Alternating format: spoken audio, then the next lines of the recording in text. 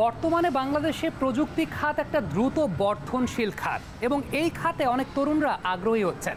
সবচেয়ে বড় বিষয় হচ্ছে আইডিয়া জেনারেট করার ব্যাপারটা। তরুণরা কিন্তু প্রযুক্তি খাতে অনেক নতুন ইনোভেটিভ আইডিয়া নিয়ে আসছেন। সবচেয়ে উল্লেখযোগ্য ব্যাপার হচ্ছে এর মাধ্যমে দেশের অর্থনৈতিক প্রবৃদ্ধি হচ্ছে।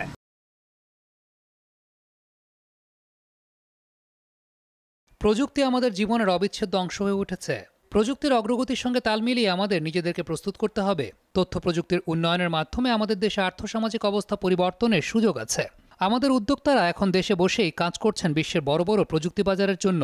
তরুণদের প্রয়োজনীয় প্রশিক্ষণ প্রদান করে তাদের কর্মসংস্থানের জন্য প্রস্তুত করতে হবে। প্রযুক্তির নতুন উদ্ভাবনের জন্য গবেষণা এবং উন্নয়নে বিনিয়োগ করতে হবে। দেশের ডিজিটাল অবকাঠামো উন্নত করতে হবে। আমি যদি একটু পেছনে ফিরে তাকাই, বাংলাদেশে তথ্য প্রযুক্তির শিল্পের, বিশেষ করে সফটওয়্যার শিল্পের যাত্রাটা শুরু হয়েছিল 26-27 বছর আগে। বেসিসের জন্ম হয় জিআরসি রিপোর্টের উপর ভিত্তি করে, যেখানে সফটওয়্যারের গুরুত্বের কথা বলা হয়।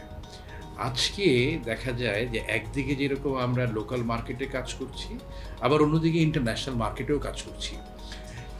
আমরা দেখেছি ডিজিটাল বাংলাদেশের বাস্তবতা। তো ডিজিটাল বাংলাদেশের বাস্তবতায় ই গভর্নেন্সের যতগুলো প্রজেক্ট হয়েছে তার একটা বড় অংশ কিন্তু করেছে আমাদের বেসিসের সদস্যরাই। আবার অন্যদিকে আমরা $1.67 বিলিয়ন যে এক্সপোর্ট করি তার প্রায় পুরোটাই করছে বেসিস সদস্যরা। তথ্য প্রযুক্তির গুরুত্বটা অপরিসীম। স্মার্ট হতে হলে সকল জায়গায় তথ্য প্রযুক্তিকে লাগবে।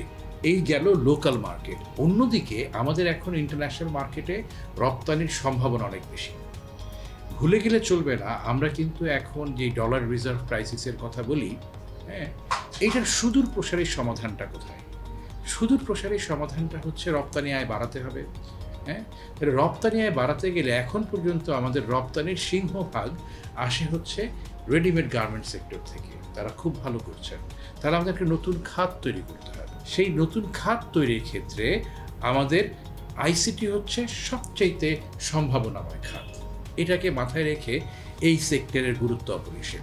বর্তমানে এই যে আমরা এখন আমাদের সবচাইতে বেশি বার্নিং ইস্যু হচ্ছে, আমরা যে ট্যাক্স এক্সাম্পশন বা কর অব্যাহতির ভেতরে ছিলাম তার সময়সীমা এই 2024 সালের জুন মাসে শেষ হয়ে যাচ্ছে।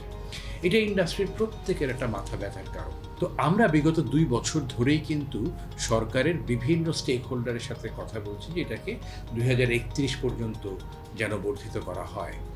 তো এই সময়টাতে ইন্টারন্যাশনাল মনিটারি ফান্ডের একটা প্রেশার আছে, একটা প্রেসক্রিপশন আছে, এটা আমরা সবাই জানি। IMF এর প্রেসক্রিপশন হচ্ছে, আমরা একদিকে LDC গ্র্যাজুয়েশন হচ্ছি। তো এই সময়টাতে কোনো সেক্টরে এক্সাম্পশন রাখা যাবে না। একটা হচ্ছে প্রেসক্রিপশনের জায়গা, আরেকটা হচ্ছে ভাবতে হবে এই ইন্ডাস্ট্রির কন্ট্রিবিউশনের জায়গা। এই ইন্ডাস্ট্রিকে শুধু এই ইন্ডাস্ট্রির মতো করে ভাবলে হবে না।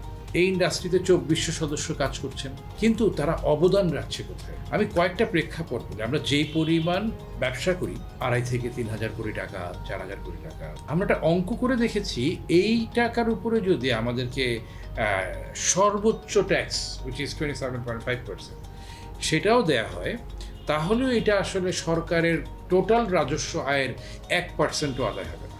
হ্যাঁ, অন্যদিকে এইটাতে ট্যাক্সটা যদি আসে তাহলে কি হবে? ওই যে একটু আগে আপনাকে বললাম যে লোকাল মার্কেটের সকল সেক্টরকে স্মার্ট করতে গেলে আমাদের খরচ বেড়ে যাবে। ইন্টারন্যাশনাল মার্কেটে আমরা কম্পিট করতে গেলে আমাদের খরচ বেড়ে যাবে। সো এই চ্যালেঞ্জগুলোর মুখে পড়ব, যার কারণে আপনাদের মাধ্যমে আমরা সরকারের সর্বোচ্চ মহলেতে জানাতে চাই যে এই সেক্টরটাকে একদমই স্পেশালাইজ সেক্টর হিসেবেই ভাবা উচিত।